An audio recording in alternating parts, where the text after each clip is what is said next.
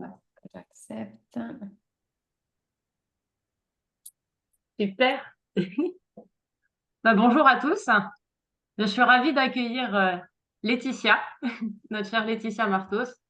Pour moi, c'est une première, donc je suis un peu stressée, je ne vais pas le cacher, hein, comme ça je désamorce. Euh, que dire?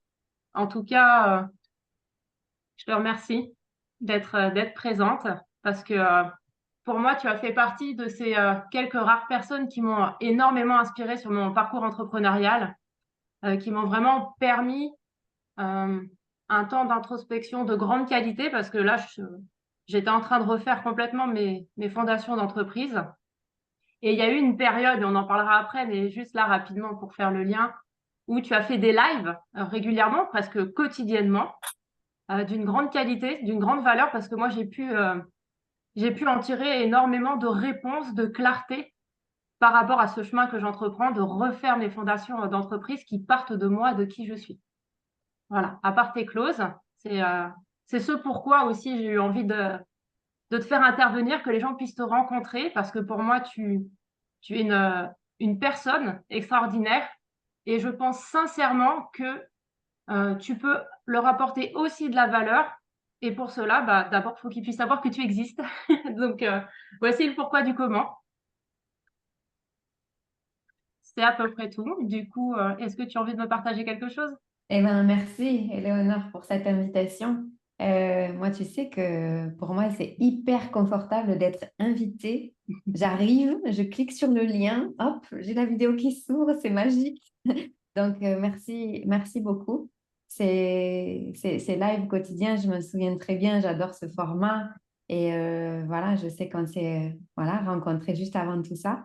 Donc, merci de l'invitation que j'ai acceptée avec grande joie. Et il me tarde de savoir ce qui va se passer parce que je ne sais rien et j'adore l'aventure. Donc, aujourd'hui, ça va être de la vraie aventure. Il me tarde.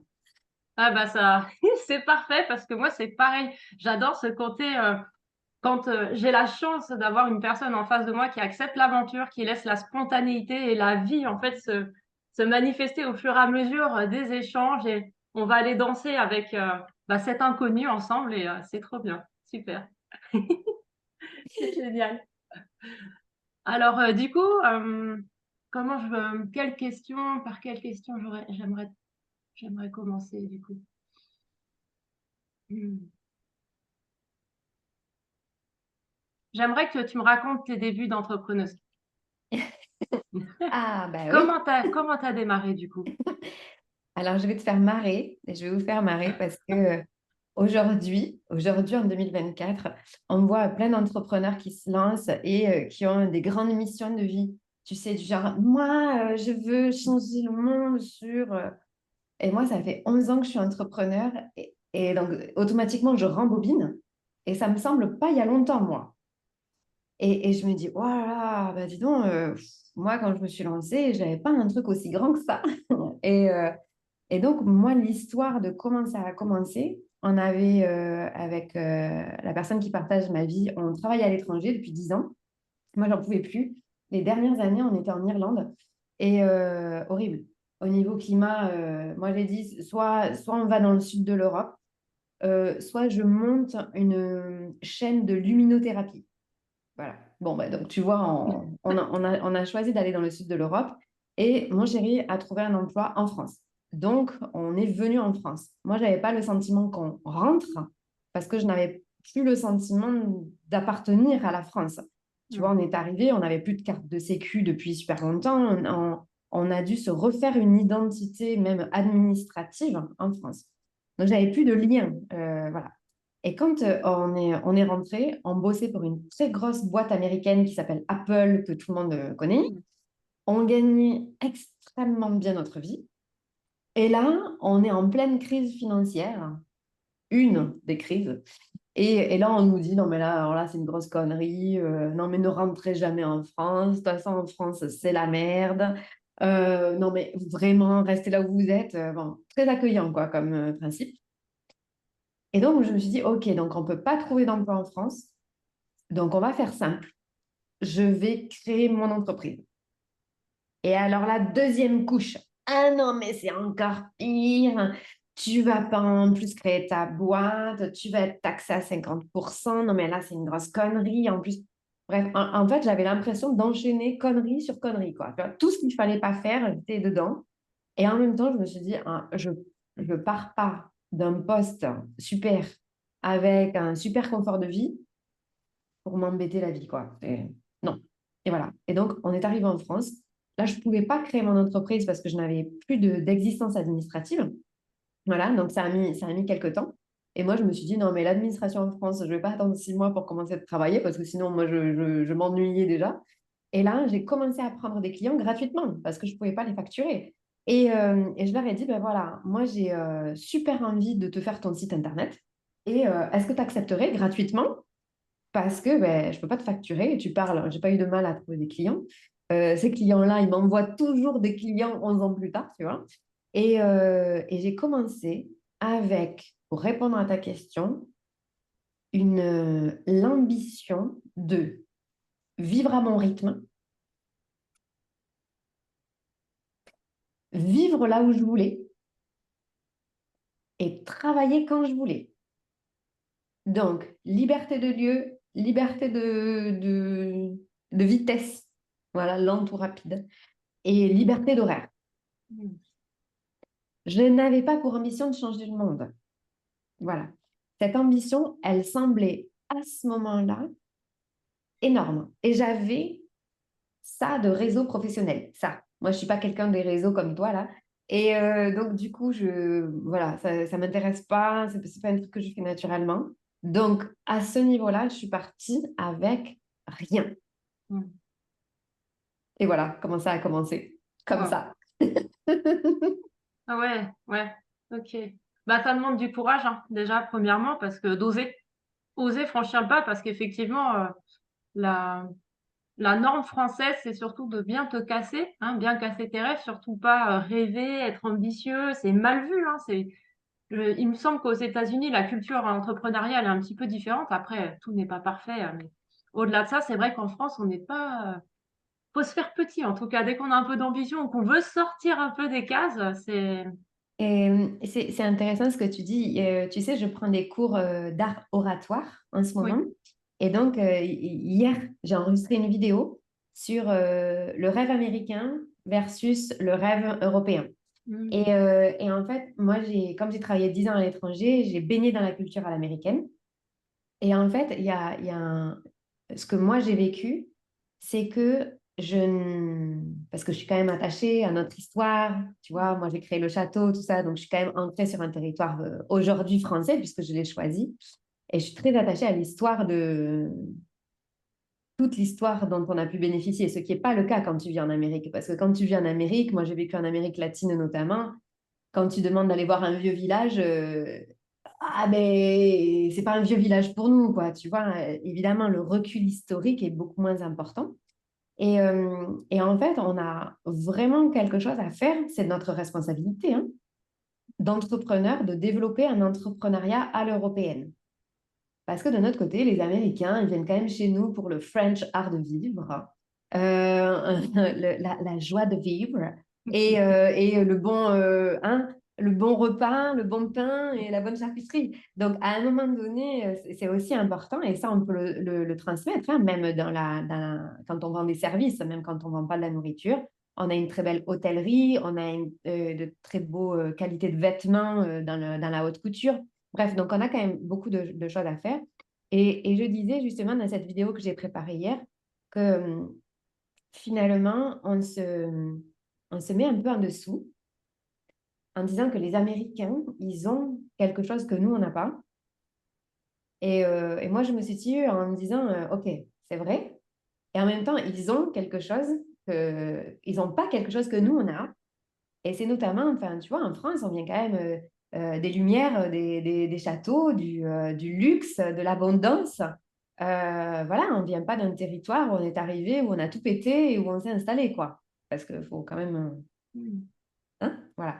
Et donc, cette culture historique, la culture des châteaux, la culture de ben, tout ce qu'on a eu, le fait de se dire, ben, mais aujourd'hui, tu as en Dordogne notamment, Cyril, voilà, nous, tu fais les fondations de ta maison, tu as une chance sur deux pour tomber sur des vestiges archéologiques. Ben, quelle richesse, quelle richesse. Voilà. Et donc, ce qui est impressionnant pour moi, c'est la différence dans la définition qu'on a de l'ambition. Parce que moi, par exemple, j'ai fait de très grandes études. J'ai fait des études aujourd'hui qu'on qualifie de prestigieuses, des études qui coûtent beaucoup d'argent, beaucoup de ressources, beaucoup de temps, c'est long, machin. Et du coup, en fait, c'était normal de réussir. Et du coup, quand moi, j'ai créé mon entreprise, c'était un moment où c'était, ben, en fait, pourquoi tu vas te faire chier, quoi? Parce qu'en fait, tu vas dans n'importe quelle boîte, vu que j'avais le laissez-passer, tu vois, j'avais le diplôme. J'avais le diplôme, j'avais la famille qui va bien, etc. Donc, je partais pas de rien. Le rêve américain, c'est ça, c'est t'es en galère, t'as personne qui t'aide, t'es seul, t'as ta dernière pièce de monnaie et c'est qu'est-ce que tu vas en faire? Mais moi, j'avais pas ça. Moi, j'ai des parents soutenants, j'ai toujours travaillé, j'ai mis de l'argent de côté. S'il faut vivre dans un petit truc, je vis dans un petit truc. Et du coup, ben, réussir, c'était normal. Tu vois, le minimum syndical, avec tout ça, c'était de réussir. Et c'est là que le rêve américain diffère, parce que le rêve américain, il raconte une histoire de maltraitance, de Mm. galère. Je suis en galère, c'est dur, il me reste plus que ma pièce, et qu'est-ce que je vais faire comme choix? Et puis là, je fais le bon choix, j'investis dans je sais pas quoi, et puis je vais dans mon garage, j'ai mes premiers clients, et puis je deviens millionnaire. C'est ça le rêve à l'américaine. Et nous, quelle est l'histoire qu'on raconte, quoi? Parce qu'il n'y a pas de... On n'a pas d'équivalent de ça. Et moi, je me dis, quelle est l'histoire qu'on raconte quand, en fait, on part pas de rien? Parce que quand on part pas de rien, on a vachement de trucs à perdre, hein. Parce que quand tu as un toit sur la tête, que tu as des parents soutenants, que tu as des amis qui t'entourent, que tu as mis de l'argent de côté, ben, l'argent que tu as mis de côté quand tu as bossé, si tu l'investis là ou là, c'est pas pareil, mais tu l'as. Voilà. Et du coup, j'ai fait voilà, toute une recherche sur ça, sur comment nous, on pourrait faire valoir aussi le fait de réussir et quelles sont les modalités de réussite quand on est censé réussir, quand tout a été fait pour que ce soit possible. Voilà. Et tu vois, moi qui suis beaucoup accompagnée par des gens qui suis formés à l'étranger, quand je dis, non mais attendez, nous c'est un petit peu différent en France parce que quand tu montes ton entreprise pendant 2 ans, tu peux toucher ton ancien salaire en plein pour te permettre et puis pendant 2 ans, on t'enlève des impôts que tu es censé payer, mais tu ne les payes pas pendant 2 ans pour te donner le maximum de chance. Bah, je peux te le dire, hein, tous autant qu'ils sont, américains, canadiens, australiens, ils sont comme ça. C'est pas possible. Ouais. Et ouais, et ça, c'est vraiment. Alors, évidemment, politiquement, c'est pour nous faire sortir des chômeurs, hein. C'est une tactique politique, bien entendu. Mais c'est aussi une aide concrète. Et de se dire, ben, finalement, c'est aussi le narratif des entrepreneurs qui débutent, c'est on me donne toutes les chances pour réussir, quoi. Je peux me former gratuitement, je peux accéder à des aides, je peux être logé avec des aides. Et ben, j'ai 2 ans, j'ai pas 3 mois là pour me retourner. Voilà. Et du coup, j'ai quelque chose à perdre si je fais le mauvais choix. Voilà. Donc ça, c'était mon interlude, le rêve à l'européenne. Mais ça, c'est à nous hein, de le monter. C'est notre responsabilité. Exactement. Bah, je vois tout à fait parce que j'ai eu plus ou moins cette chance, effectivement, par les aides surtout de l'État, et j'ai pas fait les bons choix. Mm. Donc, effectivement, bah, j'ai eu tout à perdre. Donc, Et ouais, je vois carrément. Pour moi, c'est une chance. Combien de fois j'ai eu dit à certaines personnes qui se plaignent, mais vous vous rendez pas compte de la chance qu'on a dans cette transition de vie, que ce soit qu'on se sépare avec l'aide des logements, que ce soit dans l'entrepreneuriat, on a des aides partout dans la transition, partout. C'est mm, rare qu'on soit hors de ces cases. C'est mm. possible, mais majoritairement, on a des aides, quoi. Il y en C'est a. ça.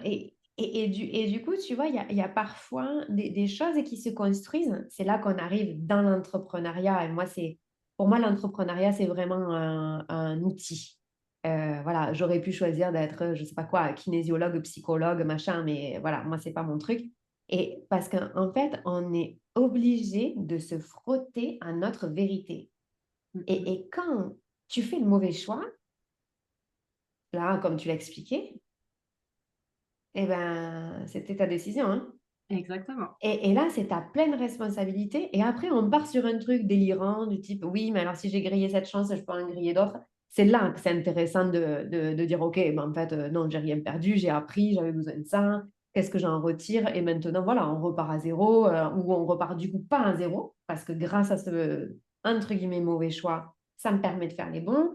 Et c'est aussi toute cette histoire. Et en France, là où on n'est pas accompagné, c'est du côté un peu, les Américains appellent ça mindset, c'est l'état d'esprit de ce qu'on fait de nos expériences. C'est là où on a tellement à perdre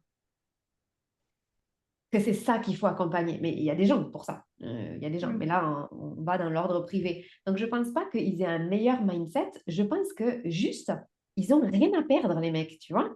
Et du coup, quand tu n'as rien à perdre, ah ben attends, c'est pas pareil. Ça me rappelle, Mm. moi, j'avais un ami, il était célibataire et il disait, on a riait, il disait à mon mari, non, mais moi, je vais en boîte.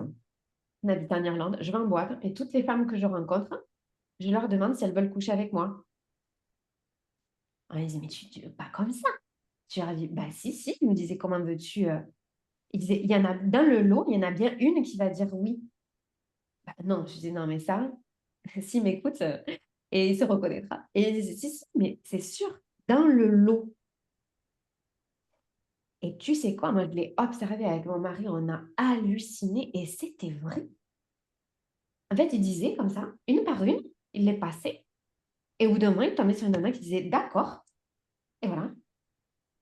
Et ça, c'est quand tu n'as rien à perdre.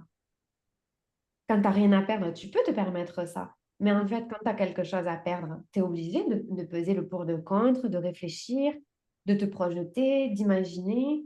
Et puis après, ah bah, tu vois que tu as perdu quelque chose, hein. Parce que quand tu n'as rien à perdre, tu ne regardes pas derrière, hein, tu regardes que devant. Mm. Voilà. Et ça, moi, je l'ai vraiment vécu quand on est allé au Canada l'année dernière. Quand tu arrives sur les terres américaines, la perspective d'espace, hein, est aussi tellement grande que sur le sol, tu as des vibrations différentes qui font que tout est plus grand. Et Mm. donc, en fait, tu es tellement petit qu'en fait, tu peux le tenter. Qu'est-ce que tu as à perdre? Tu es tellement minuscule, hein, dans cette immensité. Alors que nous, enfin, moi j'habite en Dordogne, je vais dans la rue, on me voit parce qu'il n'y a personne d'autre, hein. Donc, tu vois, on me regarde, hein, tu vois, les Mm. gens qui te voient passer.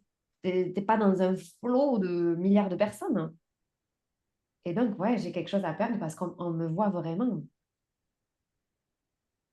Ouais, ça fait écho parce que c'est exactement mon parcours et ça met des mots, en tout cas, un peu plus précis, où effectivement, moi, j'avais tout à perdre et le fait d'avoir «tout perdu», entre guillemets, à peu de choses près, parce que là, je suis sans logement fixe, mais j'ai quand même un toit, donc déjà, c'est magnifique, hein, c'est déjà un soutien. Bah, c'est là où toute ma créativité s'est mise en exergue, où avant, c'est pas que je voulais pas, c'est qu'effectivement, en n'ayant pas cette culture, cet état d'esprit, j'ai pas eu voilà, j'ai pas non plus été chercher cette éducation parce que par habitude, tout simplement, hein, c'est ni bien ni mal, je rejette la faute à personne, c'est une mécanique que tu décris, très bien et du coup, j'avais pas cette réflexion de tenter le tout pour le tout. C'était plus: «Qu'est-ce que j'ai à perdre?» donc je faisais plus des choix par rapport à ce que j'avais à perdre, plutôt que dans l'expansion, en fait. Donc Bien sûr. clairement, dans l'expérience, je peux que valider, concrètement ce que tu dis, quoi. Et c'est Mm. vrai que depuis, mais j'ai des idées que j'aurais jamais eues. J'ai jamais pris autant de plaisir à créer, à avoir des idées, à y aller. Enfin, j'ai l'impression d'être en vie, en fait, là, d'être vraiment vivante, de plus être dans la réflexion, de me dire: «Ah ouais, mais alors si je fais ça?» puis là, en fait, pour moi, j'étais dans la peur parce que c'était plus des actions. Si je perds ça, donc j'ai peur parce que j'ai peur, donc je vais faire des choix en fonction de la peur. Alors que là, j'en ai plus rien à faire. J'en Et ai c'est plus rien ça. à faire. Et c'est ça, et tu vois, moi je le vois beaucoup dans les entrepreneurs qui en sont au tout début, puisque c'était ça ta question aussi. Quand Oui, on en a au tout début, on se forme beaucoup aussi sur notre métier. c'est ça. Donc voilà, c'est du développement de compétences métiers, parce que ça nourrit une espèce de pot Mmh, qui est la légitimité. Et en mmh, même temps, on ne peut pas vendre du vent, tu vois. Donc, ça s'entend très bien. Et ensuite, la deuxième chose, c'est que pour moi, l'entrepreneuriat, c'est pas un nouveau métier, c'est un nouveau mode de vie. Mm. Et ça, en fait, déjà, on ne nous l'apprend pas, mais parce qu'on ne peut pas nous l'apprendre. C'est-à-dire, c'est comme, tu vois, moi, je rêve qu'un jour, il y ait des gens formidables comme il y a partout dans le monde qui créent une école des parents. Eh ben, l'entrepreneuriat, en fait, moi, j'ai fait une école de commerce. Donc, à l'époque, ça s'appelait déjà plus commerce, ça s'appelait business school. Donc, c'est comment gérer un business. Mais là, on t'apprend comment gérer un business. Mm. Mais on ne t'apprend pas la posture entrepreneur. C'est-à-dire, qui je deviens, je suis déjà adulte et je crée une nouvelle identité de A à Z qui porte le nom d'entrepreneur. Et là, je découvre, sauf que je suis adulte déjà. Donc, je connais déjà mes valeurs, mes talents à peu près, ce que j'aime, ce que je déteste, ça c'est bon, je le sais. Ce que je veux, bon, ce que je veux plus, ça je le sais. OK. Et là, il y a un truc entrepreneur. Et là, c'est perte totale de repères. Qui je suis en tant qu'entrepreneur? Comment j'ai envie de faire ce nouveau mode de vie? Parce qu'on est libre. Moi, je me souviens, mon conjoint, quand pour la première fois, il a arrêté de travailler. On habitait en Ardèche. Et donc, il se retrouve à la maison avec moi. Moi, je travaillais en 100% en digital avant que ce soit un truc. Voilà. Ça, c'était dès le début. Moi, j'ai travaillé 100% en digital dès le début.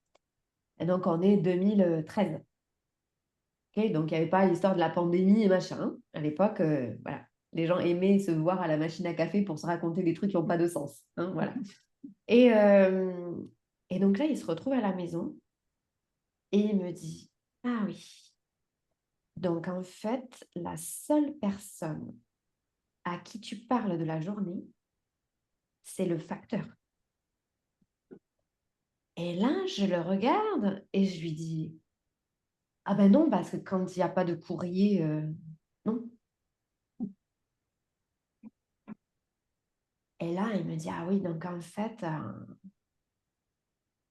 c'est toi qui gères toute ta vie, quoi. Et oui, c'est-à-dire que si j'ai envie de me lever à 11 heures, je peux. Si j'ai envie de rien foutre, je peux. Si j'ai envie de répondre à mes clients, je peux. Si j'ai envie de ne pas leur répondre pendant 5 jours, je peux. Si j'ai envie de faire telle priorité et si je préfère aller planter des courgettes que bosser aujourd'hui, je peux.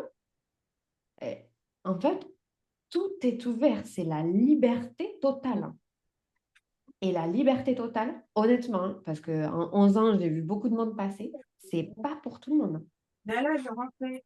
Hein, voilà. C'est pas pour tout le monde parce que ça demande d'être automotivé et ça demande chaque jour de faire des choix. Et de faire des choix par rapport à soi. Alors que souvent, on fait des choix par rapport aux autres. Déjà. Voilà. Et du coup, tu vois, quand tu te dis, ben oui, j'avais des choses à perdre, ben en fait, il n'y a que toi qui peux choisir réellement. Il n'y a que toi qui peux choisir ben, quel investissement je fais en temps, en énergie, en ressources, quel déplacement, où est-ce que j'habite. Il n'y a que toi. Et du coup, ben, c'est chouette parce que quand on a une réussite, on la doit qu'à nous-mêmes. Ça, c'est quand même génial. Par contre, quand on merde, ben, c'est pour nous aussi. Tu vois, à un moment donné, voilà. Et en même temps, prendre ses responsabilités, ben, voilà, ça change un homme. Hein, ça amène beaucoup d'humilité dans la vie. Oh Et... oui. tu vois? Mm, mm. Ah, Je vois et ça, clairement, mais je te rejoins là-dessus où c'est un mode de vie, c'est pas pour tout le monde et c'est un état d'esprit. Vraiment, oui. ces trois choses-là, c'est quelque chose que je peux. Bon, c'est que ma troisième année d'expérience. La première année, en plus, je me suis formée. C'est pour ça que je dirais que je suis dans ma troisième année officielle. Mhm. Et j'ai passé beaucoup de temps à me former pour la légitimité à l'époque. Alors que, bon, moi, j'avais déjà commencé gratuitement comme toi parce que j'avais qu'une envie, c'était y aller. Je dis, je vais pas attendre qu'on fasse les trucs. Moi, j'y vais. Ça me fait trop plaisir. Donc, j'avais proposé à mon entourage 3 séances de coaching, d'accompagnement offertes. Et en fait, ils ont tellement kiffé. Il y en a, ils ont continué. Puis après, à ce moment-là, j'ai pu rémunérer. Ils ont donné ce qu'ils avaient envie de donner. Mais j'étais déjà dans cette dynamique. Et par contre, ouais, clairement, cette immense liberté et pourtant, j'aime ça. C'est pas pour tout le monde, quoi. Parce que même moi, ça a été difficile par rapport à la culture qu'on a aussi j'ai des choses à perdre, enfin, toutes ces petites choses dont on vient de parler. Et c'est clairement pas pour tout le monde. J'ai eu une conversation qui fait le lien avec ce qu'on est en train de dire avec une personne euh, où, mince, mince, j'ai perdu le fil, c'était sur la partie entrepreneuriale C'est et que pas pour c'était, tout le monde. ouais, et que c'était pas pour tout le monde. Ah oui, les salariés, en fait, ceux qui font le choix parce qu'ils n'ont plus envie d'avoir un patron et qui veulent être libres. Mais en fait, ils ne mesurent clairement pas leur choix. Il n'y a pas de conscience, en fait. Et ça a pas un sens profond, en fait. Il faut que ça ait du sens véritablement, pas juste j'ai plus envie d'avoir de patron parce qu'il me saoule, parce que ça. Non. Ça doit être un choix conscient et un choix qui fasse sens. Et il y en a beaucoup. C'est pour ça qu'il y a autant de boîtes d'entrepreneurs qui ferment parce qu'ils ne Mm. font pas pour les bonnes raisons. Mm. Et ça, c'est important ce que tu dis parce que pour moi, il y a un peu, tu sais, alors notamment sur le digital, notamment en ligne et spécifiquement sur les réseaux sociaux. Donc, en fait, sur les réseaux sociaux, on va dire. Il y a beaucoup cette, je vais pas le dire, mais ah, ce truc que quand tu es entrepreneur, tu sais, tu as l'ordinateur, le Mac au bord de la piscine, hein. Ouais. Non, mais c'est quand même un peu ça, tu vois. Et donc, il y a un peu une obligation de se dire, ouais, quand tu es entrepreneur, en plus du digital, hein, tu kiffes ta vie. Et j'adore, il y a une nana dont j'ai oublié le nom, il faudra que je la retrouve. Elle a un truc avec une petite boîte. Donc, elle a une petite boîte et elle dit, je me trimballe avec ma boîte, hein, tu vois, dans le symbole de ma société, mon entreprise, tu vois. Et en fait, elle a sa société partout. Et donc, elle fait un truc trop rigolo qui dit, ouais, maintenant, moi, je veux être libre, je veux sortir de mon emploi de 9h à 5h, ça peut plus durer. Et puis, elle rit, et puis en dessous, tu as écrit, bah, maintenant, comme ça, tu as un emploi 24 heures sur 24. Et oui. Et oui, et oui. Et du coup, moi, hein, je crois que l'entrepreneuriat n'est pas la réponse euh, unique aux besoins de liberté.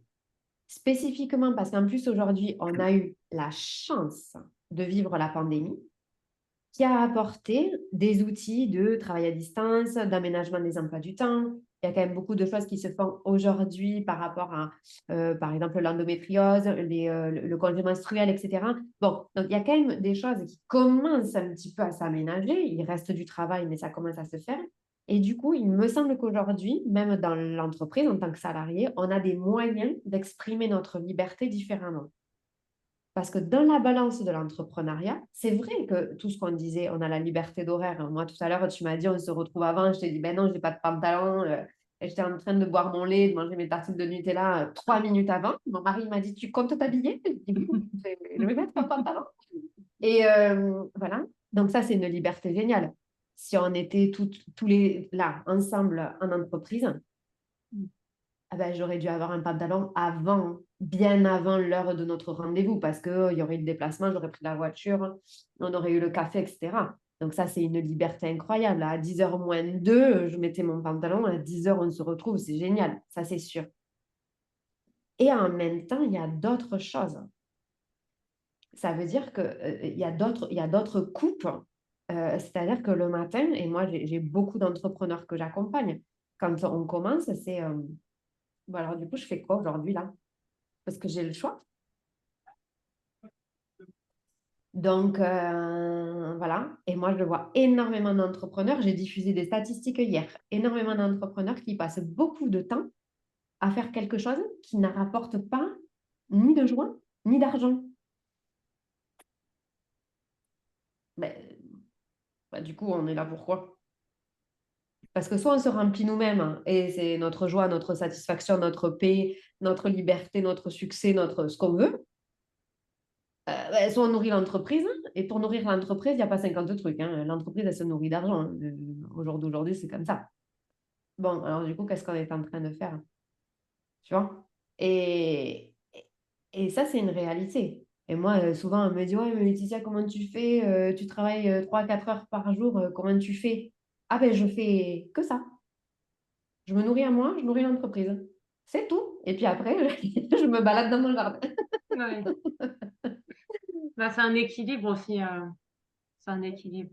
Et puis, on est tous uniques. On a tous un fonctionnement qui soit au niveau cognitif, au niveau corporel, qui est vraiment unique. Donc, vouloir, en tout cas, prendre l'étiquette ou le costume de quelqu'un d'autre alors qu'on est en fonctionnement complètement à l'opposé, ça aussi, ça peut nous perdre, tout Ah simplement. ben oui, et tu sais, ce que tu dis, ça me fait penser, j'avais un client, il a travaillé dans l'industrie pendant toute sa carrière, et il débarque chez moi, donc il fait son métier différemment, donc il est à son compte. Et, euh, et en fait, comme moi je dis, c'est un cerveau délicieusement différent, donc une capacité à travailler extrêmement vite, voilà. Et un jour, je lui dis, mais je comprends pas ce que tu fais de la journée, en fait. En fait, il s'était créé à la maison un équivalent light, cool, de la version du mec qui travaille, hein. Sauf qu'en fait, avant, il était directeur industriel, il faisait 80 heures par semaine facile, il avait réduit un peu à 70. Donc finalement, faire 50 heures par semaine à la maison, et c'était tranquille. Et je lui dis, je lui dis, je ne comprends pas ce que tu fais. Tu t'occupes en fait. Au bout de 3 mois, il m'a dit, tu sais, je repense à cette question, je crois que je m'occupe. Donc là, je dis, ben, écoute, soit tu m'embauches et on parle des vraies choses, soit tu m'embauches et on discute, tu vois. C'est sympa, hein, parce que c'est un mec intelligent, donc c'est toujours Mm. agréable, mais je ne suis pas là pour ça, tu vois. Mm. Donc, on a réduit son temps de travail par 2. Donc, il travaillait plus que le matin. Premier jour, trop bien, je vais faire du vélo. Deuxième jour, trop bien, je vais faire du vélo. Quatrième jour, non, mais Laetitia, en fait, moi, ma femme, elle a pète un boulon parce qu'elle débarque, elle fait 60 heures par semaine et moi, je lui dis que je suis allée faire du vélo. Et ouais. Et là, tu vois, ça vient poser, ça déporte le problème parce que moi, en tant qu'entrepreneur, ça y est, ah, j'ai compris comment ça marchait. Trop bien. Ça peut marcher comme moi je veux. Donc, moi, je suis calée par rapport à moi. Le problème se déporte. Là, dans le couple, dans mon exemple. Après, il s'est déporté dans la famille. Parce que ces enfants, ils étaient en plein parcours sup. Et ils avaient été Mm. Mm. biberonnés, shootés à faire des efforts, le mérite, travailler dur. Tu vois bien papa et maman, on n'a rien sans rien. Mm. Et là, ils voient papa qui fait du vélo l'après-midi. Et là, merde. Ah, ben papa, tu vois, je m'étais dit que je ferais ça, mais je ne sais pas si c'est ça que je veux vraiment faire parce qu'en fait, moi, j'aime bien ta vie comme elle est. Ah. Et donc, ça demande à tout le système de se réadapter. Mais comme tout système, dès que tu fais un changement, ben, tout le monde doit se repositionner. Et donc, nous, en tant qu'entrepreneurs, on est déjà adulte quand on devient entrepreneur, forcément. Et donc, on a déjà notre identité, on a déjà nos parents, nos amis, nos frères et sœurs, notre famille, nos machins. Tout ça, ça compose notre monde. Et là, tout d'un coup, on a une nouvelle identité. Et là, tout le monde va devoir se repositionner. C'est sûr. Si on ne veut pas de vagues, hein, si on ne veut pas que notre femme ceci, que notre mari cela, que nos gamins machin, que nos amis gna gna, que nos parents gna gna, ah ben, on prend un boulot salarié ou on peut dire à tout le monde, je ne sais pas, hein, qu'on a fait des réunions aujourd'hui et tout va bien. Mais ça va faire un tri, hein. C'est comme quand on a des enfants. C'est clair. Ça fait un tri. Et du coup, pour revenir à tes débuts, qu'est-ce qui t'a emmené entre, donc tu étais sur la création de site internet et après, quel a été ton parcours? Parce qu'aujourd'hui, tu le Mais fais pourquoi t'as mis apparemment ça? encore. Ah ouais, comment tu as Qu'est-ce qu'il y a? progressé en fait? C'est quoi l'évolution? Les étapes en fait, si tu pouvais. Ça a été rapide, Eleonore, parce qu'en fait, je créais des sites internet dès le début. Et puis, mes trois premiers clients que j'ai pris gratuitement, il s'est passé des questions qui n'avaient rien à voir avec le marketing. Par exemple, ah non, mais moi, non, non, sur la page à propos de Eleonore, ah, je ne mets pas une photo de moi, hein. Non, non, non, mais moi, j'ai divorcé. Non, non, mais ma femme, mon ex-femme, quand elle va voir, non, non, mais t'as vu, puis j'ai pris du poids là. Non, non, non, non, la honte. Non, non, non, moi je veux pas. Non, non. Puis mon ex-femme, hein, vu comment on s'est quitté, non, non. Ah, oui, mais en fait, les gens, ils achètent toi. C'est toi le produit. Du coup, avant de prendre rendez-vous, s'ils ne voient pas ta gueule, on a un problème quand même.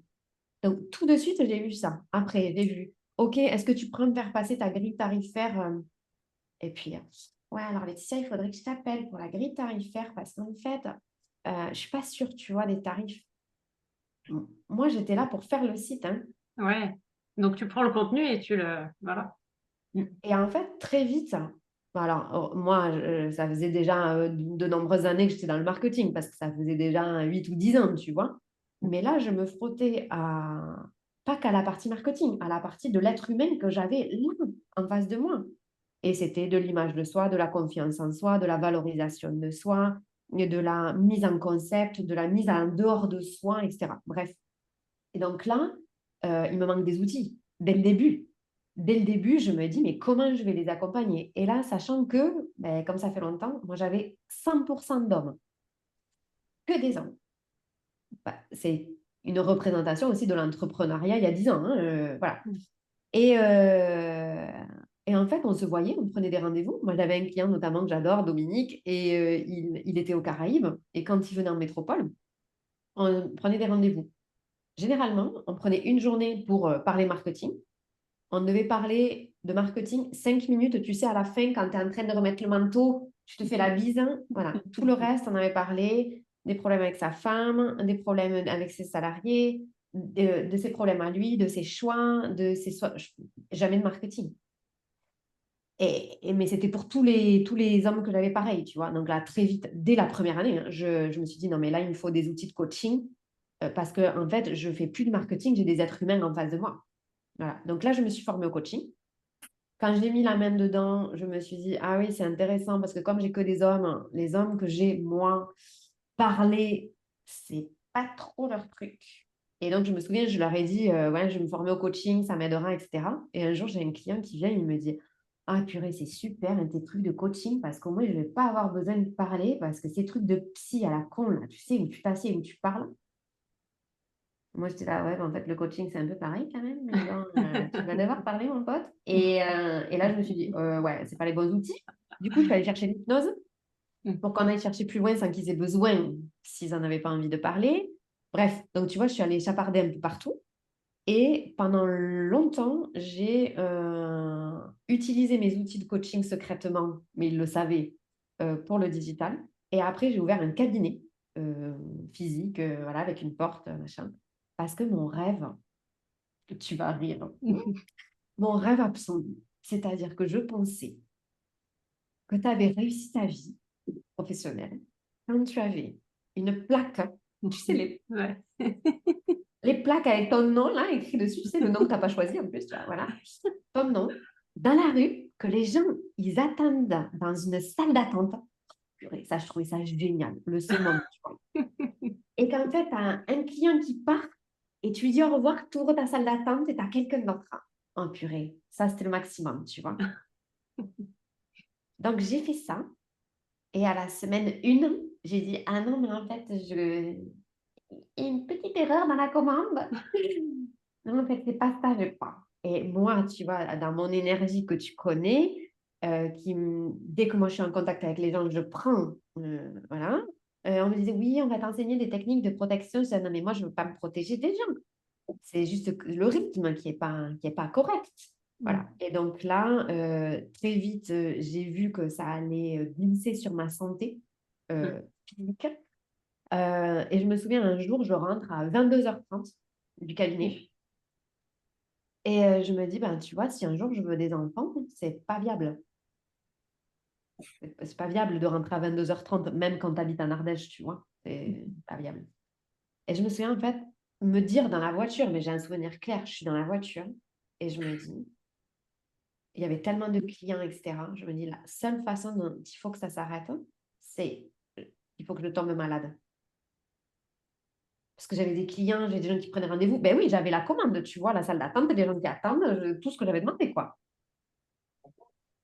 Et là, je me dis, non, mais t'es complètement taré. Tu vas pas commander de tomber malade juste pour que ça s'arrête. Tu peux décider que ça s'arrête. Tu vois, t'as pas besoin d'attendre, voilà.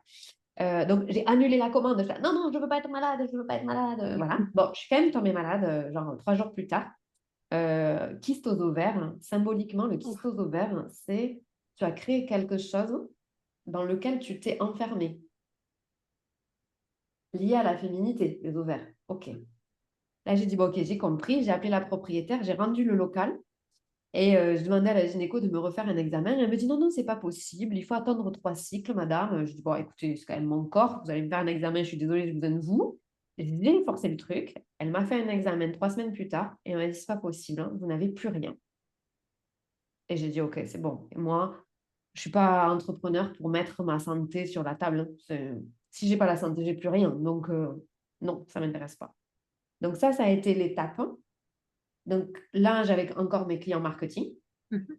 Et après, au fil du temps, en fait, ça a évolué. J'ai fait beaucoup de formations. J'ai fait des formations à l'université. Je suis allée, tu vois, faire mon métier de différentes façons, en conférence, faire mon métier à l'université, faire mon métier avec des clients privés, etc., etc. Et cetera. Et en fait, quand je me suis aperçue qu'il y avait des collègues qui faisaient que du marketing, c'est-à-dire qu'ils vendaient du marketing, et avec leurs clients, ils parlaient que de marketing. Je me suis dit, mais moi, je vends du marketing, mais on ne fait jamais du marketing. Tu vois, c'est anecdotique. Je vois bien. Tu vois le truc? Mm. Là, je me suis dit, ah, OK, OK. Donc, j'ai quelque chose de différent. Je n'ai pas besoin de le nommer. J'ai juste besoin d'ouvrir la porte et de dire, hein, viens te faire croire qu'on va faire du marketing parce que ça te rassure, hein, et on va faire les vraies choses, tu vois. Et il y a 15 jours, j'ai fait des témoignages sur mon site internet. Et au lieu de demander à mes clients de témoigner comme je fais d'habitude, hein, c'est moi qui ai témoigné de ce que j'ai vu chez eux. Donc, j'ai fait le contraire. Et en fait, j'ai expliqué ce pourquoi ils sont rentrés au départ. Et en fait, ce dont on avait vraiment parlé, c'est-à-dire les vrais sujets qu'ils pensaient liés au marketing, mais qui n'ont rien à voir avec du marketing. Voilà. Mm. Et du coup, quand on solutionne, c'est comme les maladies. Soit tu te dis j'ai mal à la tête et je prends un Doliprane, soit tu te dis bah, c'est intéressant d'avoir mal à la tête exactement aujourd'hui et on va à la source. Donc moi, mon truc, c'est d'aller à la source. Et du coup, après, le marketing, il découle parce que ben, les gens sont intelligents. Ils Mm. savent faire très bien. Et est-ce que tu peux me parler un petit peu plus maintenant de ce que tu as créé aujourd'hui, donc le château? Alors ouais, j'ai créé le château. Le château, ça vient d'une histoire où en fait, je rentre un jour dans un lieu magnifique, un domaine de mariage. Vous voyez comment c'est les domaines de mariage. C'est beau, c'est chic, tiré à 4 épingles, il n'y a rien qui dépasse, magnifique. Et là, je rentre, je suis jeune maman, donc en méga galère, et je rentre dans cet endroit toute seule parce qu'on avait dit au marié, c'est trop la galère, on avait un enfant trop en bas âge. On vient au mariage, mais on viendra que là. Donc mon conjoint, lui, il était à l'église. Je débarque dans cet endroit toute seule et je me dis, j'appartiens à cet endroit. Cet endroit, c'est là où je suis censée vivre. Ben voyons. Voilà. Sauf que, alors là, on est dans la Drôme, endroit magnifique, hyper ensoleillé, c'est magnifique. Sauf que moi, je viens d'une famille d'immigrés, d'accord? Donc, en vrai, dans cette vie-là, je n'appartiens pas à cet endroit. Tu peux le tourner à droite, à gauche, au milieu. Je n'appartiens pas à cet endroit. Pourtant, dans mon corps, l'évidence, c'est ici, c'est chez toi. Et je me souviens, je prends mon téléphone et je l'écris. Et je l'envoie à mon ami en lui disant, il faut que tu te rappelles de ça, pour moi. Je te refile le bébé, tu es ma mémoire. Voilà. Et puis, les années passent, hein, et ça m'arrive. Mais dans des lieux qui ne ressemblent pas forcément esthétiquement, qui ne sont pas dans les mêmes lieux, dans le même département, dans la même ville, hein. Donc qui n'ont pas forcément de lien entre eux. Mais en général, c'est pas la petite bicoque à 30 000 balles, tu vois. Et là, je me dis, OK, très bien. Sauf que de l'autre côté, j'ai une évidence, hein, c'est que moi, ma vie, elle doit être simple, légère, fluide, et que mon lieu de vie est soutenant pour ma vie. C'est pas moi qui suis au service de mon lieu de vie, dans mon évidence. Contradictoire, hein, parce que Mm. quand tu achètes un château, tu es au service du lieu historique. Euh, voilà. Donc là, je me dis, on a une grosse contradiction et néanmoins une frustration énorme de me dire, c'est vrai que je fais des mois à 50 000 euros. C'est bien, mais enfin, on est loin du château. C'est vrai que je fais des journées à 15 000 euros, hein, mais enfin, on est quand même loin du château. Hein. Et là, je me souviens du regard de mon mari qui me dit mais t'es complètement taré, quoi. Il me dit en fait, tu gagnes en 15 jours, parfois une semaine, ce que moi je gagne en un an, mais en fait, c'est jamais assez. Je me dis, et à un moment donné, et je dis, ouais, mais tu comprends pas. Tu sais bien, les hommes, hein, ils nous comprennent jamais assez bien. Et mais bon, il y a tellement de vérité que, hein, bon, ça c'est l'ego qui parle. Et là, je me dis, non, mais il y a vraiment quelque chose à aller explorer sur ce sujet. Et en fait, j'ai fini par comprendre que je pouvais faire les deux. Appartenir à ce type de lieu sans pour autant en être propriétaire. Voilà. Nous, on a vécu 10 ans à l'étranger, en Amérique latine, dans plein de pays. On a vécu en Irlande notamment. Là, on est en France, mais on était aussi dans la Drôme. Enfin, nous, on aime bouger. L'année prochaine, on aimerait partir en Afrique. Enfin, bon, bref. Donc, ça bouge chez nous. Si demain, j'achète un château en Dordogne, tu vois, on ne va pas changer de château tous les 2 ans. Enfin, tu vois, tu peux, mais voilà, c'est moins l'idée. Et donc, j'ai créé le château. J'ai créé le château qui est en fait un concept. Voilà. Le concept du château, c'est que ça relie un état d'esprit. L'état d'esprit, c'est quoi? C'est un état d'esprit entrepreneurial et un état d'esprit entrepreneurial où on va créer un nouvel héritage, ce qui est le concept même du château. Le château, il est construit pour rester, pour durer dans le temps, pour être transmis. C'est un symbole de raffinement, des arts, voilà, de la transmission à la génération suivante, à la génération d'après, à la génération d'après. Et donc, au château, on s'attache à ce que chaque personne qui rentre, chaque hôte du château, elle soit là pour développer son propre héritage aux générations futures. Concrètement, ça prend quelle forme? Ça prend la forme de mon hôte, là, Eric. Il rentre au château et il me dit, voilà, moi, ce qui est évident pour moi, c'est que si on n'apporte pas la paix en entreprise, on ne peut pas obtenir la performance. Je me dis, non, mais attends, moi j'ai été directeur industriel toute ma vie. Je dis ça. Aujourd'hui en entreprise, non, mais et on me prend pour un foilier, un bisounours, ce que tu veux, j'ai 50 piges. Ça, tu vois, je ne peux pas le dire. Voilà. Donc, moi, j'ai des hôtes qui arrivent avec ça. Ou bien, j'ai des hôtes qui arrivent en me disant, ben voilà, moi, je crois que le deuil, c'est pas malheureux. Et je ne pense pas que le deuil, ce soit malheureux. Sauf qu'aujourd'hui, si je dis ça, ben, on va me prendre pour... voilà. Et donc, j'arrive qu'avec des gens comme ça, qui rentrent au château et qui se disent, il y a quelque chose d'évident et à la fois que j'arrive pas à mettre en pratique. Et comment je fais pour faire vivre cette idée extrêmement concrètement? Donc là, le château, c'est pas que cuicui les petits oiseaux, quoi. C'est, on arrive avec cette évidence à l'intérieur de nous qui, en général, crée une contradiction. Voilà. Il y a un truc qui ne marche pas bien. Et on sort du château, où on y reste, parce que on l'a mis en œuvre. Voilà. Et on l'a mis en œuvre dans la pratique. Tu vois, moi, j'ai quelqu'un qui est en train de rentrer. Elle a un super business qui marche très bien. Sauf qu'elle se fait chier comme un rat. Et du coup, elle arrive, elle dit, mais en fait, j'ai fait tout ça. Je génère beaucoup d'argent. Mais c'est pas ça que je veux faire, en fait. Ça me nourrit pas, quoi. Tu vois. Moi, ce que je veux, c'est faire ça, faire ça. Alors là, ça y est, on est dans l'émerveillement, ça y est, c'est parti. Mais du coup, je fais concrètement, je fais comment? Parce que du coup, j'ai 35 clients par semaine.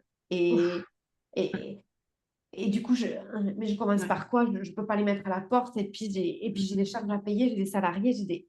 OK. Et là, on se pose et on le met en œuvre et c'est extrêmement rapide. Voilà.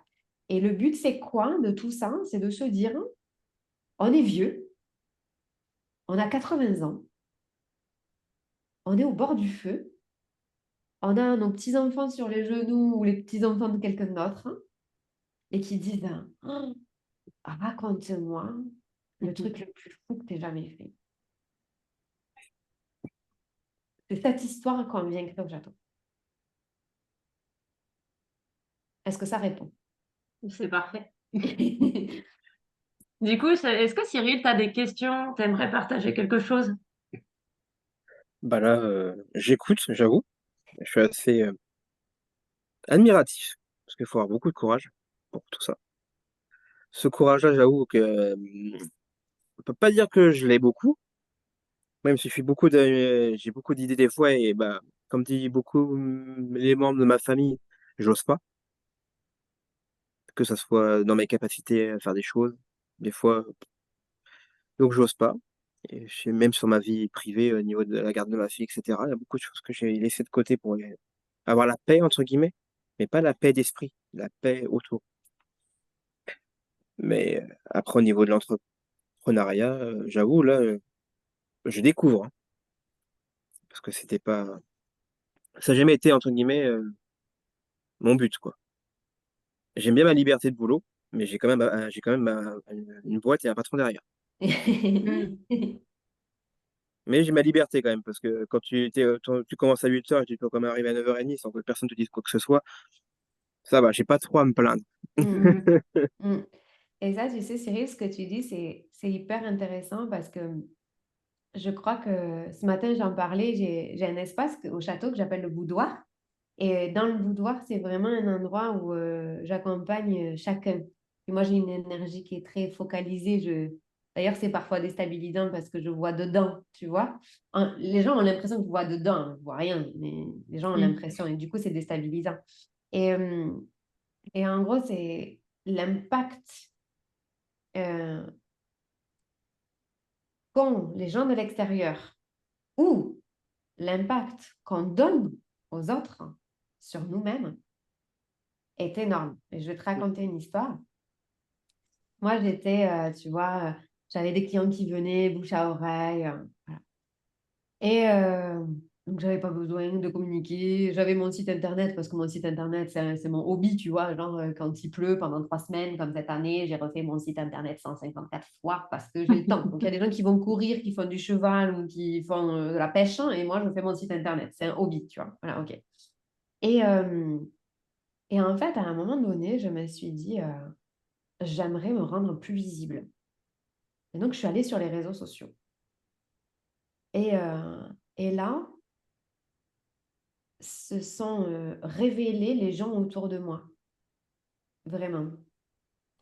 Les premiers dont je vais te donner comme exemple, c'est des amis, on se voit tous les ans au premier de l'an. Voilà, c'est des amis qui on partage notre premier de l'an. Et c'est chouette parce qu'on voit, tu vois, les enfants grandir, les divorces, les plus nouveaux, les anciens qui reviennent, en fait, tu vois, donc c'est rigolo. Et, euh, et là, ça se passe à la maison. Il n'y a que des garçons. Ils arrivent. Et là, je dis, ah, ça me fait trop plaisir. Et eux, je ne les trouve pas super emballés par le fait de me voir, quoi.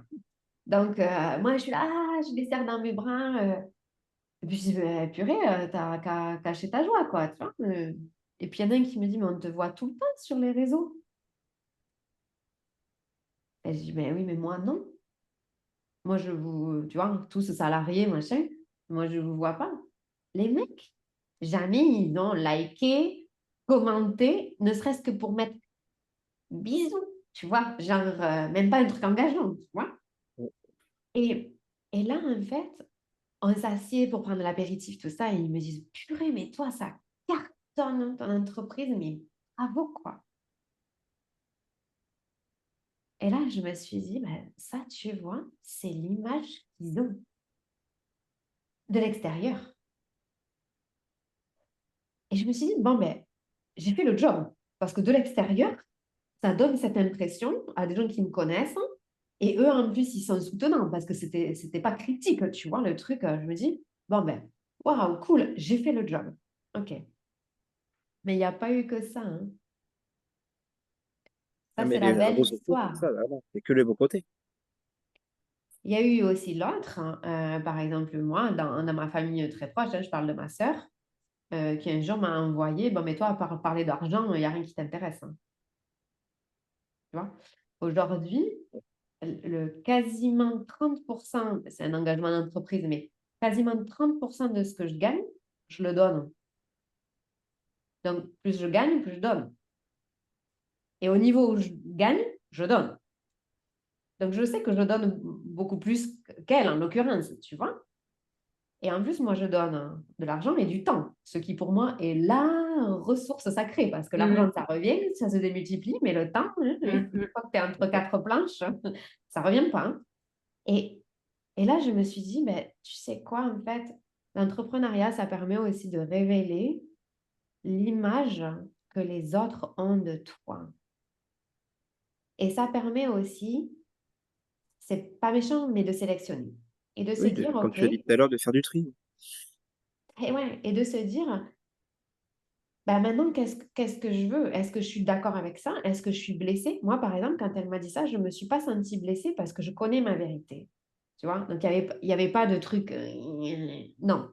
Et puis moi, je fais tourner une boîte. Donc, si en fait, moi, j'accompagne des entrepreneurs et que je parle jamais d'argent, on a quand même un problème parce que les mecs, ils ont envie de savoir pourquoi ils payent quand même. Voilà. Et, et là, je me suis dit, mais en fait, l'entrepreneuriat est tellement un pèlerinage qu'il y a beaucoup de gens qui, de l'extérieur, ont peur d'y aller par peur du discours des autres. Et ça c'est quand aussi on leur donne, parce que c'est un choix, hein, on vote là, hein, quand on leur donne une partie de notre puissance à nous. Parce qu'en fait, on fait le choix. Moi, le jour où j'ai eu ma sœur, j'ai dit, tu sais quoi, tu n'es pas capable de faire la différence entre mon marketing, qui je suis, ma chaîne, toi, tu fais un amalgame, tu n'as aucune idée de rien. Et j'ai pris Facebook, j'ai fait bloquer, j'ai pris Instagram, bloqué, j'ai pris LinkedIn, supprimé. Non, mais tu vois, ça m'a pris le temps que je te le dis, 2 minutes. Hein. Tu vois? Et j'ai vraiment dit, ben, si toi, tu n'es pas capable de m'accompagner sur mon pèlerinage, ben, c'est vraiment un pèlerinage. Et quand on choisit le pèlerinage, imagine, tu as un caillou dans la chaussure et tu as quelqu'un qui te dit, ah, je savais, hein, de toute façon, tu es trop con, hein, tu as eu les chaussures que tu as pris. Hein. Je te doutais bien que tu allais avoir des cailloux. Hein. Et le mec, par contre, lui, il est dans son transat devant la Ouais. télé, il a tes commandes, tu vois, tu fais, ouais, mon pote, à un moment donné, tu vois. Et vraiment, vraiment, il y a une statistique qui est sortie au tout début de mon entrepreneuriat qui dit que 50% de la réussite du dirigeant est due à son partenaire de vie, donc à son conjoint. C'est énorme, hein, 50%. Donc, ça veut dire que même si tu fais des trucs super, mais que tu as quelqu'un qui te brise tes rêves hein, à côté de toi, tu as 50% de chances de moins de réussir. C'est Ouais. énorme. Et ça, comme tu disais, Cyril, ça se choisit, mais dès le départ. Voilà, moi, tu vois, les entrepreneurs débutants qui arrivent, la priorité zéro, tu vois, ils arrivent chez moi, avant même de me contacter à moi, ils ont un mail de ma part, priorité zéro, équipe de soutien. Je veux savoir le prénom, le nom de chaque personne qui va soutenir quoi. Je veux que chaque personne en question ait un papier signé en disant, OK, je m'engage à te soutenir. Ah non, parce que sinon, c'est la foire. Hein. C'est la foire. Tu vas parler à ton conjoint, à ton ex-femme, à ton machin qui va te pourrir. Ah ben, Mm. ça te brise, c'est sûr. Donc ça, c'est hyper important, Cyril, d'avoir une équipe de soutien avant même de commencer. Et c'est de se dire, voilà, on part pour une course de fond et on va faire le tour du monde. Donc, on ne s'équipe pas avec 3 brins d'herbe, quoi. Mm. Oui, Et j'aime bien ta métaphore et c'est quelque chose que je peux que adhérer. Enfin, je suis complètement d'accord dans l'expérience concrète que j'ai pu vivre. Moi, j'ai eu la chance, même si je suis séparée, le père de notre fils, donc Léni, m'a soutenue. Ça a été le seul à vraiment, quoi que je fasse, il me soutenait. Il croyait Mm. en moi. Je crois que c'était le seul d'ailleurs. C'est le Mm. seul qui voyait la valeur que moi-même je voyais pas chez moi. Et mes propres parents, pareil, moi j'ai coupé parce qu'en fait, ça les intéressait pas. Enfin, moi j'ai Mm. coupé. Naturellement, je me suis dit, si ça soutient pas mon rêve, en tout cas là où moi j'ai envie d'aller, parce que clairement c'est une aventure et c'est un pèlerinage, c'est un mot que j'aime beaucoup, celui que tu as choisi.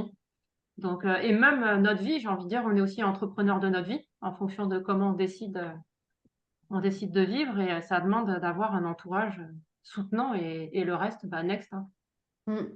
Et ça, tu vois, par rapport à ce que tu disais, Cyril, tu disais il faut du courage. Je crois, je ne sais pas, hein, je reviendrai dans 10 ans te dire, hein. Je reviendrai au rapport, mais je crois à cette date-là qu'il faut surtout de la foi. Tu vois, Ça, ça se rejoint un tout petit peu, quoi. tu Enfin, vois, ça se lie entre guillemets pour prendre le courage et la foi. Enfin, c'est deux choses différentes, mais c'est vrai que tu peux avoir être découragé complètement, mais si tu gardes la foi, ça peut te redonner le courage quand même d'avancer quand même. exactement. Parce que tu vois, la foi, des fois, tu perds le courage. Et moi, je l'ai perdu, hein, je peux te dire. J'y pense parce qu'Éléonore, tu dis, ben, ton ex-compagnon, il te soutenait, même s'il n'était plus là, comme tous les jours avant.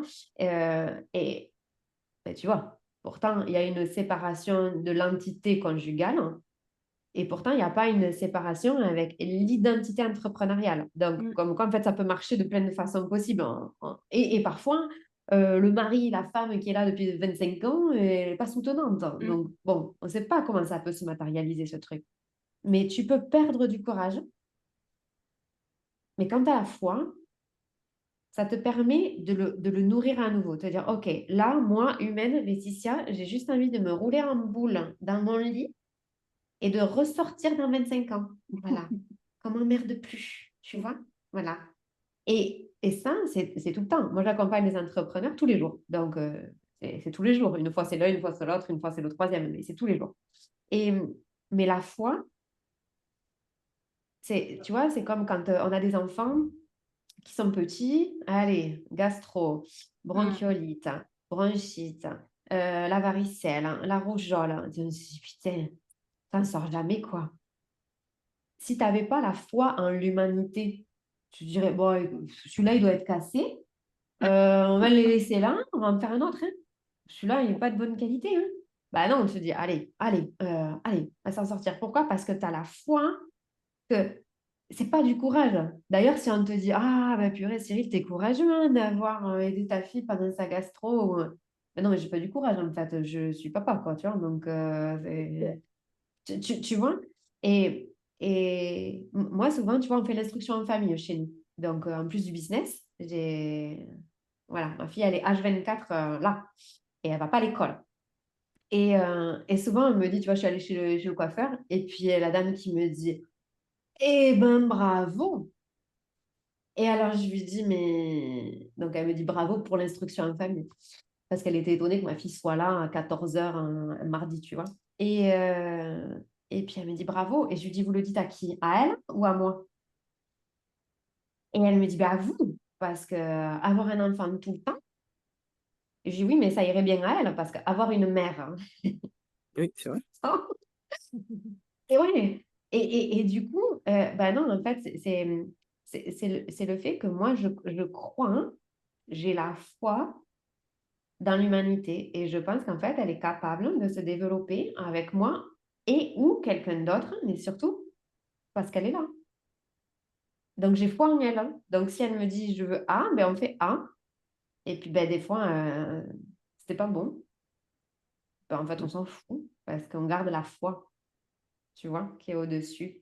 Et je pense que vraiment, moi, je ne suis pas croyante, je n'ai pas d'obédience religieuse. Et pourtant, dans ma façon de voir l'entrepreneuriat, il y a plein de mots liés à la religion. Tu vois, je dis pèlerinage, je parle de foi, je parle d'héritage. Voilà. Et c'est le fait, en fait, qu'on est tiré sans cesse vers quelque chose où finalement, quand les autres nous disent waouh, mais dis donc, tu es courageuse, souvent, j'entends les entrepreneurs répondre j'avais pas le choix.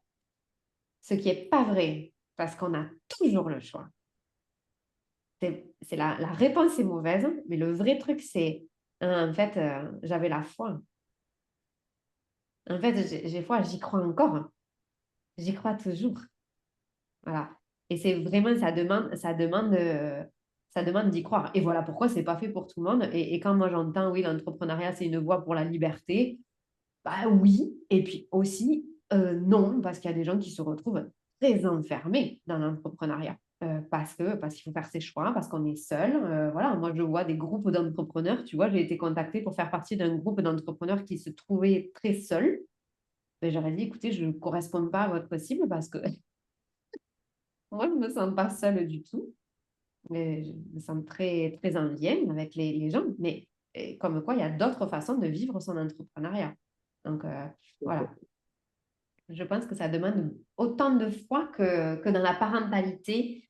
d'y croire, même quand, surtout quand ça se passe pas comme prévu, quoi. Et c'est souvent. Ouais. Dis-moi, tes espaces, ils sont faits pour qui? Si tu devais résumer, si Alors, par exemple les personnes seraient potentiellement intéressées, là, ceux qui vont revoir cette vidéo en replay, qui aiment ton énergie, est-ce que tu aurais des directions ou pas du tout, ou une phrase, ou comme tu as envie, oui, comme tu te sens inspiré? oui. Alors, il est fait déjà pour des gens qui sont au moment de faire ce switch, ce passage, hein, en disant la vie, le mode de vie dans lequel je suis aujourd'hui ne correspond pas à ce que je veux laisser comme trace à mes enfants. Voilà. Et du coup, j'ai bien conscience que ça commence par moi-même. Tu sais, c'est un peu l'exemple de fais ce que je te dis parce que je fais quoi. Et donc, de se dire, si mes enfants, je veux leur dire qu'ils fassent toujours dans leur vie ce qui est bon pour eux et que moi, je suis en train de m'embêter la vie à faire ce que je fais, à un moment donné, ça va être difficile à soutenir, quoi. Voilà. Et si je dis à mes enfants que j'aimerais qu'ils réalisent tous leurs rêves et que moi, en fait, j'ai une vie pourrie parce que mon rêve, c'était de faire de la randonnée et qu'en fait, ça fait 12 mois que j'ai 10 kilos de trop, donc je suis blessée au genou, même problème. Voilà. Et donc, c'est plutôt un mode de vie. En termes d'état d'esprit, moi, j'ai des gens que j'appelle les cerveaux délicieusement différents parce que, en gros, les autres au château, ils ont plus de 45 ans, grosso modo. Donc, on bâtit leur deuxième chapitre de vie. Et c'est un chapitre qui s'appelle J'arrête de me faire chier. Voilà. C'est le nom. C'est ça qu'on fait, nous, au château. Voilà. Et donc, quand j'arrête de me faire chier, je me fais plaisir. Je suis en joie, je suis émerveillée, c'est léger, c'est beau, c'est drôle, on sourit, on rit. Voilà, c'est ça qu'on fait. Et donc, les cerveaux délicieusement différents, c'est des gens qui ont passé beaucoup de cette première tranche de vie à se suradapter au monde extérieur, sans très bien comprendre comment ce monde il pouvait marcher comme ça. Mais comme ça remonte à il y a longtemps qu'on n'ait pas compris, eh bien, on se suradapte. On se dit, ah oui, mais si les gens ils disent ça, ça doit être ça.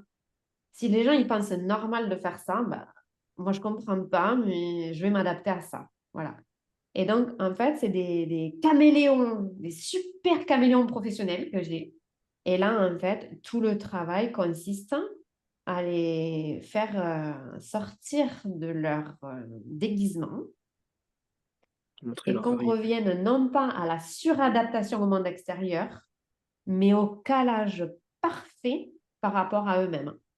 Ce matin, avant de venir, j'avais une cliente qui me disait non, mais en fait, moi, j'aimerais faire ça, ça, ça, ça, ça et ça. Mais attends, mais si je propose ça, c'est beaucoup trop, quoi. Mais trop quoi? Trop, trop. Et en fait, il manque souvent le mot c'est trop. Point. Mais la phrase, elle n'est pas complète, là. C'est trop cher, c'est trop profond, c'est trop grand, c'est trop intense, c'est trop. Ah, mais c'est trop pour les autres, hein. D'accord. Mais quels autres, hein? De qui on parle, hein? Pourquoi? Parce que le caméléon, il s'est adapté aux autres, hein. Du coup, il a l'impression que c'est lui qui est tout le temps en décalage, hein. Voilà. Et quand on lui dit enfin, tu vas pouvoir être à ton rythme, être dans ce qui est évident pour toi, c'est mais où sont les autres? Où sont ceux qui me ressemblent? Et en fait, il y en a plein. On est une société secrète de cerveaux délicieusement différents. Il y en a partout, mais c'est juste qu'en fait, on a mis notre projecteur et on n'a regardé qu'une partie de la population. Voilà. Donc, moi, j'apprends aux caméléons à enlever le déguisement et à ouvrir leurs grands yeux. En plus, ils ont des yeux sur les côtés, donc c'est génial, on voit beaucoup plus. Et on va aller regarder de quoi est vraiment composé le monde. Et là, c'est là que la magie opère. Voilà. Donc, tu vois, c'est un combiné et c'est des gens qui sont en général, ambitieux. L'ambition, dans la définition, c'est euh, avoir une vie satisfaisante, émerveillante, joyeuse, hein, de paix, de satisfaction, de réussite, hein, avec leurs critères à eux.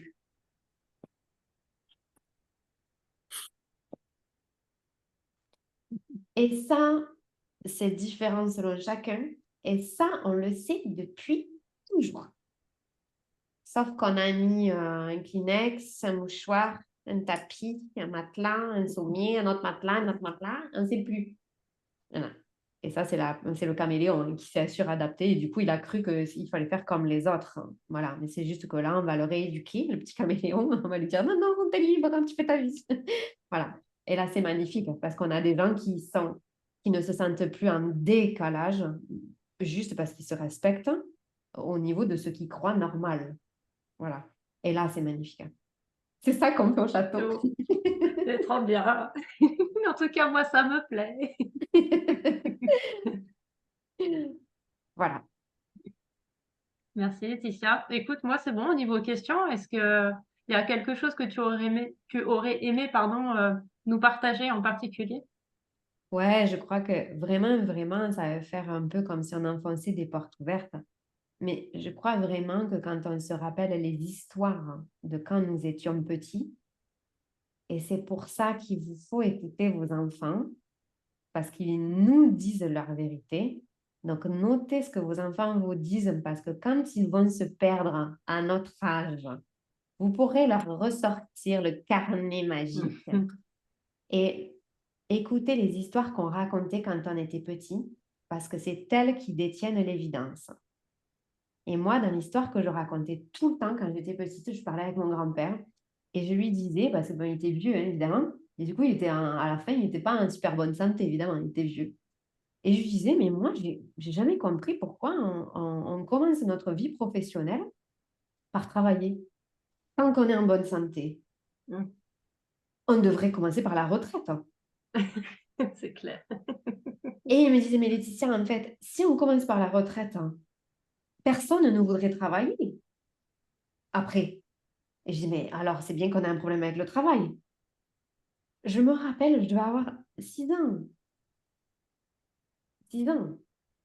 Et quand j'ai rattrapé cette histoire, je me suis dit, mais pour moi, l'évidence n'a jamais été de travailler. Et c'est pour ça là, que j'ai fait le choix d'arrêter de travailler. C'est quand j'ai créé le château. Quand j'ai créé le château, j'ai dit, je crée mon truc, mais c'est pas du travail. C'est pas du travail. Moi, le centre de la vie, c'est la vie. C'est pas le travail, sous quelque forme que ce soit. Je me souviens quand l'année dernière, mon chéri s'est arrêté de travailler parce que les revenus de l'entreprise lui permettaient de s'arrêter financièrement de travailler.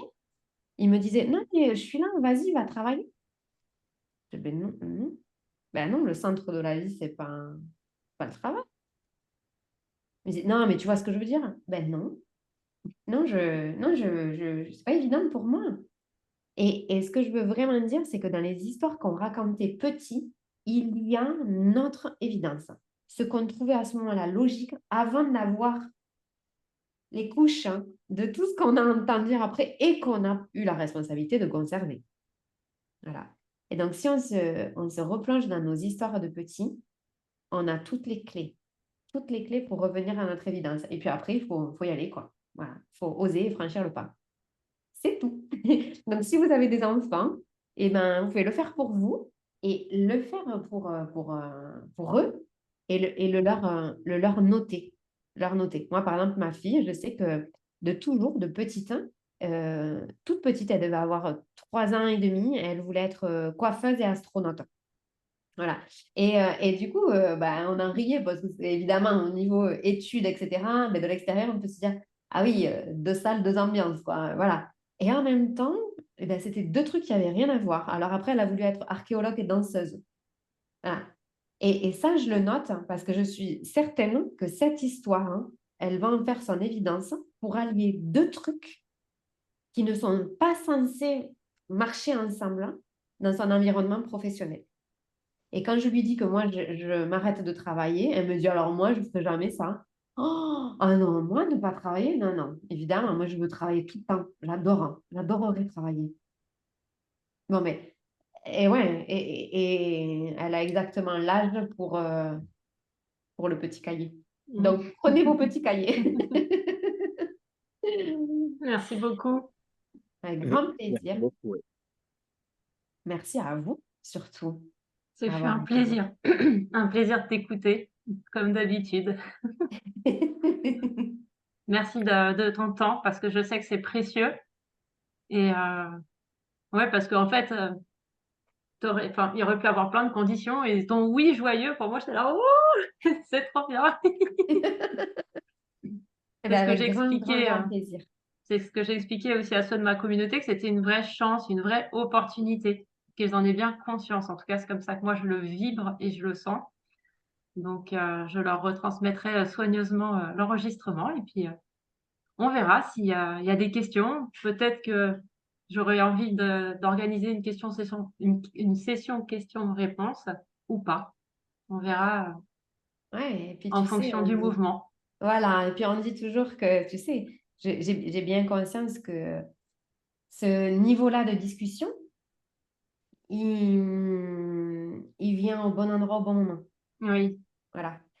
Moi, j'adore les fleurs et je suis très impatiente de choses qui ne vont pas du tout ensemble. Voilà. Et d'un autre côté, ben, moi, j'ai envie d'avoir des fleurs en décembre. Ben, les rosiers en décembre font pas de roses. Voilà. On ne peut pas tirer, tu vois, sur la fleur en disant les roses. Voilà. Et du coup, ben, quand on est à ce niveau-là de discussion, j'ai appris avec le temps que tout se faisait exactement selon un au bon moment. processus. Voilà, Moi, je dis les exactement. fraises. J'adore les fraises, mais en décembre, non. C'est la nature, c'est l'été, c'est comme ça. Si en tout cas, je veux, Pareil. au bon moment, c'est comme ça. Mais profite, c'est les derniers moments du coup. Ouais, puis moi, je les ai vraiment du village. Elles sont à 800 mètres. Des bio. Magique. Parfait. Ouais. T'as quelque chose à ajouter, Cyril? Tu aurais une question? Ah, mais je me suis retrouvé dans ce qu'elle a dit au niveau même des enfants, etc. Parce Hmm. que j'ai un exemple, il y a une fois avec ma fille, en ce moment j'ai des soucis avec mes genoux qui m'empêchent de faire reprendre le vélo parce que j'ai la peur d'avoir des ruptures articulaires dedans. Puis à un moment, elle était sur un air de jeu. Elle voulait grimper, puis à un moment, elle osait pas. Je lui ai fait, ma gamine, ose. Elle me fait, mais papa, j'ai pas envie là. Mais... Et puis, mais si, il faut oser dans la vie. Et toi alors, c'est quand tu oseras reprendre ton vélo? Et j'ai mis un pas en arrière, j'ai fait, ah, non, mais t'as pas tort, ma chérie. J'ai fait, et c'est là où je me dis, où je rejoins Laetitia, au niveau de la transmission les enfants là-dessus, en plus, sont de vraies éponges. Et je me suis dit, c'est là que cette phrase-là m'a vraiment mis un tremplin. Il faut vraiment que j'arrive à prouver quand même que dans la vie, il faut oser quand même. Parce que j'ai Mm. pas envie qu'elle affronte les mêmes difficultés que moi que j'ai eues dans ma propre vie avec mes sœurs et mes parents. J'ai pas reçu ce que je voulais. Et j'ai pas envie d'avoir ce genre de choses avec ma fille. Donc le coup des enfants et tout ça, la transmission, etc., ça m'a bien parlé. Mm. Ça, Cyril, pour moi, c'est hyper important. Tu sais, on dit, moi qui travaille beaucoup sur l'héritage, souvent, quand j'en parle, c'est l'héritage, tu sais, financier, l'assurance vie, le livret Oui, A, le machin. Alors, ben, je c'est aussi m'oppose, ouais. ça. Mais c'est aussi l'image qu'on a donnée. Moi, on a perdu mon beau-père là, il y a quelques semaines. Et du coup, l'enterrement, ça sclérose un peu les discours, tu vois. Et là, moi, je me souviens, j'ai un endroit au château, j'appelle ça le jardin des murmures. Et je viens et je partage voilà, des questions d'introspection. Et là, je lui dis, non, mais qu'est-ce qu'on va dire de vous sur votre lit de mort? Parce que moi, j'ai des clients qui sont en bonne santé, mais bon, on peut tous mourir demain. Qu'est-ce que vos enfants, qu'est-ce que vos collègues, qu'est-ce qu'ils raconteraient? Alors, je les faisais marrer, tu vois, je leur disais, attention, moi, je crois à la vie après la mort. Donc, je vous regarderai. N'allez pas dire que j'étais experte en marketing. Je ne veux pas entendre parler de ça. Alors, du coup, ils riaient, tu vois, on rigolait. Mais c'était aussi pour dire, ben, il y a la transmission de, moi j'appelle ça du mode de vie, la façon dont on a vécu. Et derrière nos actions, les gens, donc nos enfants surtout, ils en Ils ont prennent envie. Oui, voilà. un apprentissage.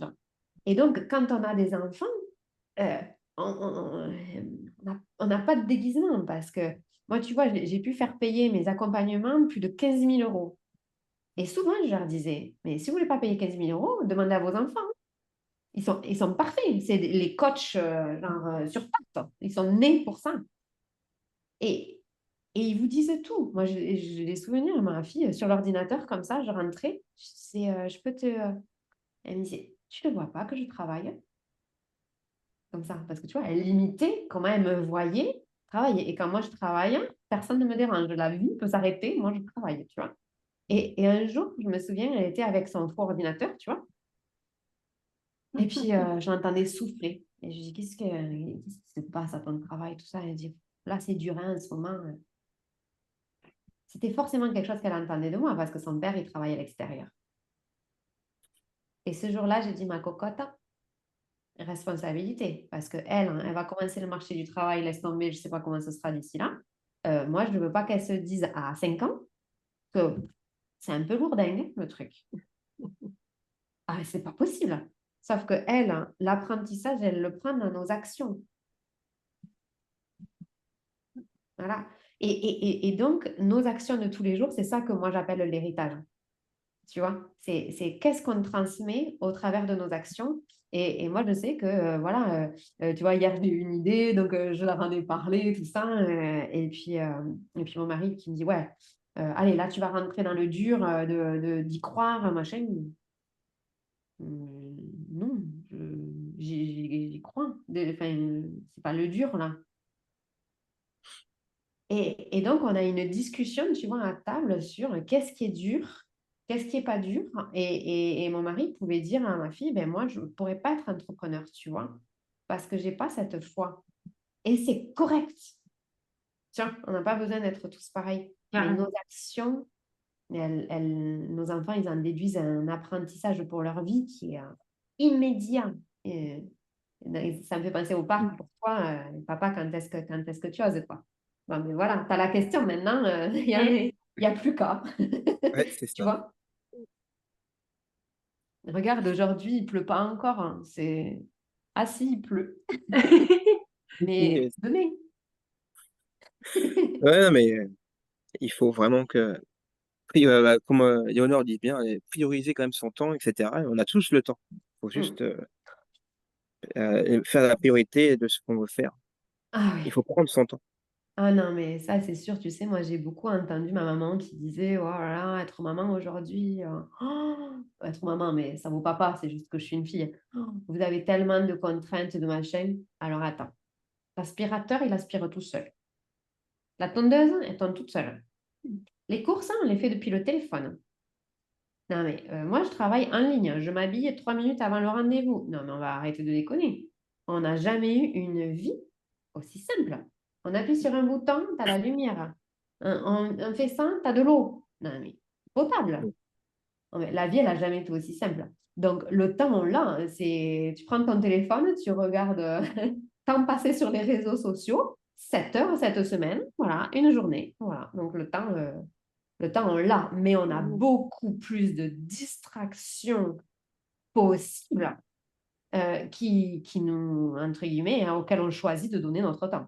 Mais comme tu disais, Cyril, c'est un choix. Un choix. Tout à fait. Mm. Merci. Eh bien, écoute, merci infiniment. Je vais arrêter l'enregistrement. Hop. Et c'est par où? Un petit mot de la fin? Bah, merci. Hein. Moi, j'ai été trop contente qu'on soit là tous les trois. J'adore. Super. Merci. Merci Cyril pour ta présence, c'est Bah, chouette. merci à Bah vous, hein, ouais. c'était T'es très le seul, enrichissant. hein. Il y en a qui ne se sont pas levés. Je me fais le message. Bon, après, je comprends avec un planning assez chargé. Donc, merci aussi pour ta présence, Cyril. Bah, c'est avec plaisir, hein, c'était aujourd'hui parce que par exemple demain j'aurais pas pu par exemple. Moi à cette heure-ci je serai encore au boulot. Ouais. Ouais, et tu sais, c'est super, Cyril, tu vas rigoler parce que j'ai une expression qui dit souvent cet événement, c'est une réponse à une prière. Alors moi, je prie pas parce que je sais pas prier, mais j'ai des envies. Et en fait, je me retrouve dans une situation professionnelle aujourd'hui où j'ai beaucoup de femmes, alors que j'ai passé beaucoup de temps avec beaucoup d'hommes. Et il y a 2, 3 jours, je me disais, qu'est-ce que ça me manque d'être en contact avec des hommes. Et voilà, tu es là aujourd'hui. Donc, tu es la réponse à ma prière. Voilà, donc je te le dis.